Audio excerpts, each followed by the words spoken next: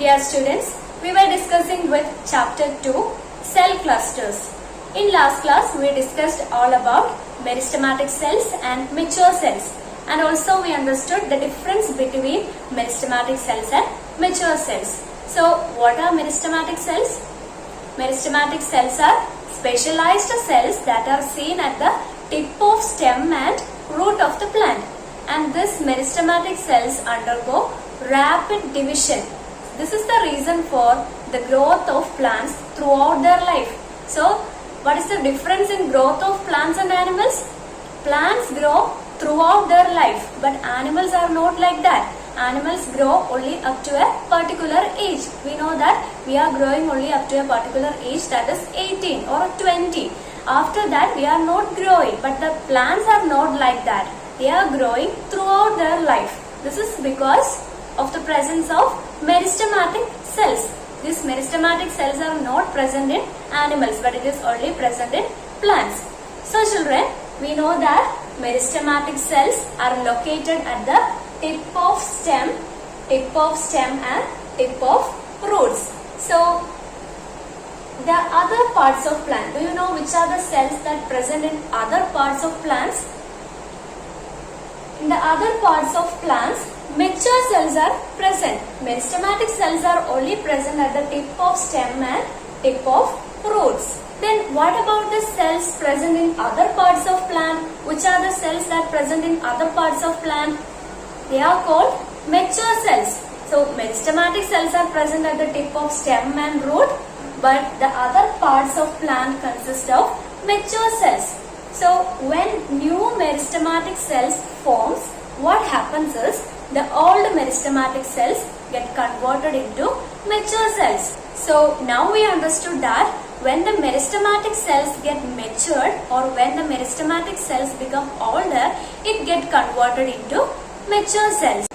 Now we shall discuss about plant tissues. So plant tissues are of two types, meristematic tissues and permanent tissues. So what about meristematic tissues? We already studied about meristematic cells. So these meristematic cells join together to form meristematic tissues. We already know that the cells that have same origin and same function groups together or cluster together to form tissues. So these meristematic tissues are formed of meristematic cells, and these meristematic cells have the ability to undergo rapid division. Then what about permanent tissues? How these permanent tissues are formed? I already told you in the beginning of this class that the permanent tissues are formed from meristematic tissues. The permanent tissues are of two types, simple permanent tissues and complex permanent tissues. So what about simple permanent tissues? Simple permanent tissues are formed of same type of cells or similar type of cells, and complex permanent tissues are formed of different types of cells. So what is the difference between simple permanent tissues and complex permanent tissues? Simple permanent tissues are formed of same type of cells, and complex permanent tissues are formed of different types of cells. Then the simple permanent tissues are of three types. We can divide it into three types, parenchyma, collenchyma and sclerenchyma. Then what about complex permanent tissues? It is of two types, xylem and phloem. So in total, a plant consists of the tissues parenchyma, collenchyma, sclerenchyma, then xylem and phloem. Now we shall learn the details about all these tissues. Now we shall discuss the details of simple permanent tissues. So we already know that simple permanent tissues consist of parenchyma, collenchyma and sclerenchyma. So first let us draw the structure of parenchyma.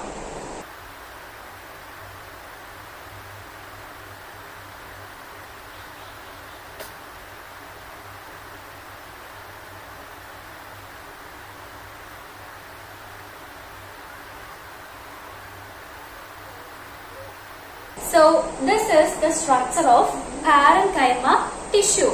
So what is the speciality of parenchyma tissue? Parenchyma tissues are seen at the soft parts of plants. For example, these tissues are seen at root, stem, leaf, flowers, etc. And the parenchyma tissues helps in photosynthesis and also in the storage of food.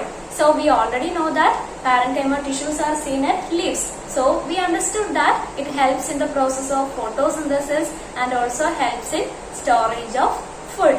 Now we shall learn about the structure of parenchyma tissue, or what is the speciality in the structure of parenchyma tissue. So this is the entire structure of a parenchyma tissue, and then you can see single cells here, and you can see that the cells are loosely arranged. It is not tightly arranged, but it is loosely arranged, and so that you can see intercellular space in between cells. So these are intercellular space. Intercellular space means it is the space between cells. So parenchyma cells are loosely arranged, and also you can see intercellular space in between them.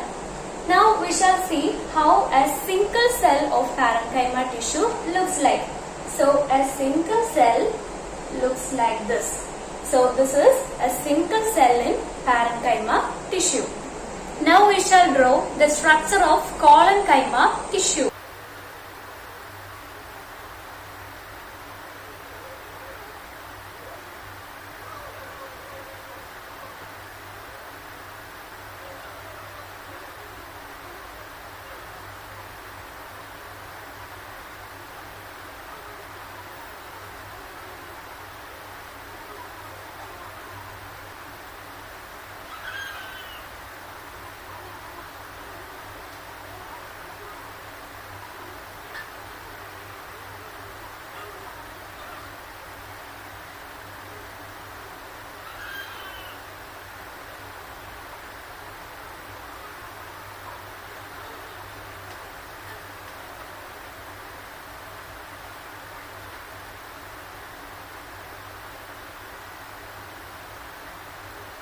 So this is the structure of collenchyma tissue, and we can see this collenchyma cells in the plant parts like stem, petiole of leaf, etc. So what is the petiole of leaf? Here you can see this is a leaf, and this is the petiole of leaf. So while looking onto the function of collenchyma tissue, you can see that the collenchyma tissue or the collenchyma cells provide support and flexibility. Normally we know that the stem provides support and also the stem is flexible. We know that this petiole is also flexible. So if it is flexible only, the plant is possible to stand properly during wind. If it is not having a property of flexibility, what happens? If a wind blows, the plant will break down. Now we shall look on to the structure of collenchyma tissue. So here you can see the collenchyma cells. What is the speciality of collenchyma cells? The collenchyma cells are thickened at corners. So I'll show you a single collenchyma cell. So it is thickened at corners. The collenchyma cell will be like this. That is thickened at corners. So this is a single collenchyma cell. And finally, we shall draw the structure of sclerenchyma tissue.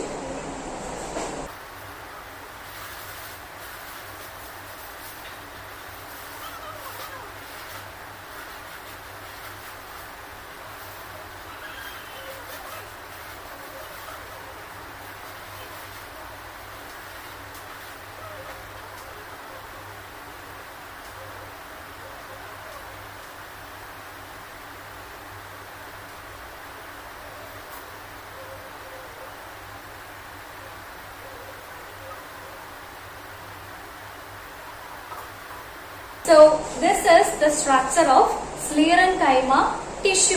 So this is the structure of sclerenchyma tissue, and here you can see a single cell of sclerenchyma tissue. So this sclerenchyma tissues are seen at the hardest part of plant, and its function is to provide support and strength to the plants. So here you can see this is a single sclerenchyma cell, and also you can see it is very rigid, not like parenchyma cells or collenchyma cells, but sclerenchyma cells are very rigid. They are closely packed.